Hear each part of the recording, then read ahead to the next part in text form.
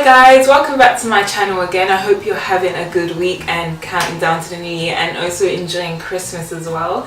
As you can tell in the title, I'm going to be speaking about kind of my journey with health and weight loss, and I hope that any advice that I give to you guys really helps you on your own journey, whether you're trying to just be healthier or lose weight. I don't really believe in New Year's resolutions. I believe that you can start being a better version of yourself any day of the week. It doesn't matter when, even now, right now, whatever you're trying to do, just start. Don't wait for January 1st. It's just another day, to be honest. But I really hope this helps you, and I'll get into it. As a child, I was always one of the larger girls in my class and in my year group as well. I would always be involved in like little sporty things like running around the playground or races or football. But then it's because I used to eat so much that's where the problem came in. I'd have my breakfast, then have like a school snack, then have lunch, and then I'd have a dinner at the childminders and then have a dinner at home as well. So that's 2 dinners, and that's where the problem began. And I remember I was in year 6 and those Change for Life people came. There was like a campaign called Change for Life, and we all got measured one day at school, and then I got a letter, and the letter basically said, oh, your child's obese, you have to change up the way she's eating because it's not looking good, basically. So I was like, okay, this isn't good, this isn't good. So I got to, so then even the summer after that, and when I finished year 6, I went on a family holiday to Barbados. And obviously when you're in your home country, you want to just eat food and enjoy yourself. But then after that, I came home and I measured myself and I was like, something's got to change. And this was like at 11 years old. So then after that, I would get more active wherever I could. We had like one little trampoline in my house, so I would get up at like 6 a.m. before school to like do a bit of exercise on the trampoline, or we had a treadmill as well, so I would use that. And then when I got to year 8, my mum forced me to start karate classes, which I hated at the start. So then I did that for a while, and that really helped me as well. And I would still like do trampolining in the morning a bit. And then I got to year 10 and I was just like, I want to join the gym. So I started going to the gym, and I really loved that. Like, I was almost obsessed. I'd go like 6 times a week when I was like in year 11, just because I feel like it helped me with my stress levels as well. And I know a lot of people go to the gym because they want a better body or they want abs, but I found that it was more than just about looking better, even though I was always kind of like obsessed with my weight and like the number on the scale, which isn't the best thing because it isn't a proper representation of how healthy you are. But I would go to the gym because I wanted to de-stress as well, because when you're in year 11, everyone thinks that GCSEs are stressful, which they're not actually when you get to like real life and being an adult. But I found that it really helped me like to de-stress and look after my body, and I always felt better after going to the gym, and that's how I kind of got healthier.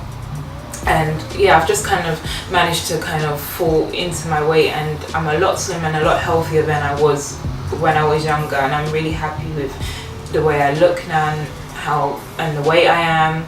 And yeah, so I just wanted to kind of share with you guys tips that you can use to lose weight as well. Being healthy, and it's not about the looks all the time. Yeah, some people go to the gym because they want to look good, they want a better body, but it's about taking care of your inside as well, because you only get one body and you need to take care of it, because there's so many things you need to do in this life, there's so many goals you need to achieve, and how can you do that if you're not well enough to do it as well? And it's about making sure that you can live the longest and be your best self. So number 1 is cardio and weights. Obviously when you go to the gym, you can either do cardio or weights, but I say a combination of both is best. Like when you're not at the gym, you could walk to work or walk to school or uni instead of taking the bus. Walk wherever you can, try and get some cardio in wherever you can. It doesn't have to be something that you're actively going to the gym to do or putting into your schedule. You can just kind of fit it in where you can. And then also strength training, because when you're building that muscle,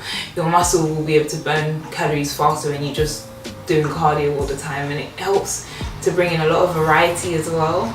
Second tip, and I'll say this is one of the biggest, is don't ever think that this is going to be some quick fix thing. With anything in life, you have to sacrifice if you really want something, and nothing that's worth having comes quickly. And with gym or just losing weight, you have to be patient and wait for those results to come in. It's not one of those fad diets or diets where you can say, oh, I lost like 50 pounds in a week. You have to be patient and take your time and make it sustainable for you. And it's about finding what works for you, because you have to be able to manage it for a long time. For example, saying, oh, I'm going to eat salad for dinner for like a week. That might work for a week, but it might not work forever, because you're going to get bored of just tasting water or lettuce. The third thing I'd say is make your workouts fun, so that it doesn't feel like a chore for you. You need to make it something that you're going to enjoy and look forward to every day. So even if you build in some variety in what you're doing, or like every day you work on a different part of your body, let's say you work on arms on Monday, you work on legs on Tuesday, just kind of switch it up so it's not the same thing every day and it doesn't get boring for you. Number 4, don't starve yourself. It's not worth it. And even myself, there's been times when I'm like, oh, okay, I'm gonna have like 2 biscuits for lunch, because then I'm not eating as many calories. And even though you should be reducing your calories, don't do it to the point where you're harming yourself. It's about replacing high calorie meals with ones that are lower or more nutritious, so that you can look after yourself and you're reducing your calorie intake so you can lose the weight, but you're doing it the right way, because you want it to be sustainable, as I mentioned before. And so utilize your phone. There's so many apps that you can use to help you, that give you gym workouts or routines, and ones that can help you track your calories and your exercise. I used to use MyFitnessPal, and I recently used an app called Lifesum, but I don't use MyFitnessPal anymore, because there was a time when I was obsessed with it. I'd just be putting in every single calorie I was eating, and I just had to stop. So I stopped using it for now, but you should use it if you can use it properly and manage it properly. One of the best tips I can give you guys is to drink more water.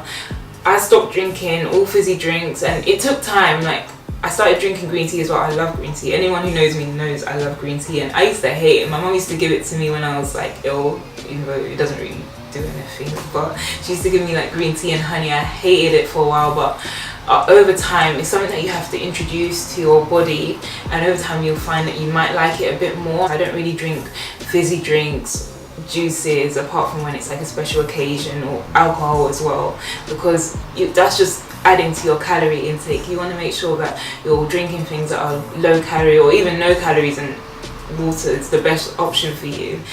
If you can, get a workout buddy as well, someone who can keep you accountable, someone who's going to keep you motivated, and you can motivate each other. There's going to be times when you might not feel like going to the gym, but if one of you is going, the other one will go, because you're going to push each other to go.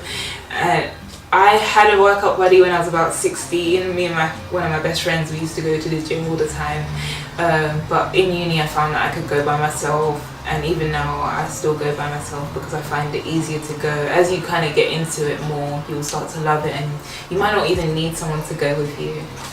I know for a lot of people it's hard for you to explain to your household the changes you're trying to make, especially when you grow up in a household, for example like me, where there's like jerk chicken or rice and peas and curry go around all the time, or curry something, and you're trying to eat salads all the time and sweet potatoes. It's really hard for you to kind of make that change when there's so many foods that you actually want in your household.